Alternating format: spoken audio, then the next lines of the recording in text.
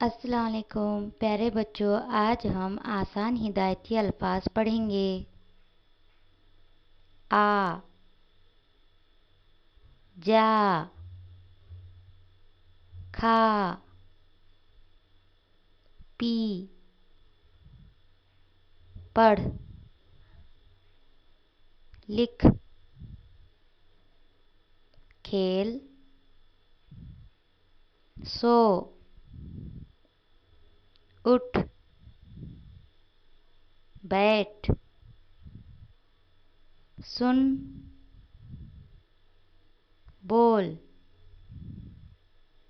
देख, दौड़, चल, नाच, गा, रो, हंस, तैर,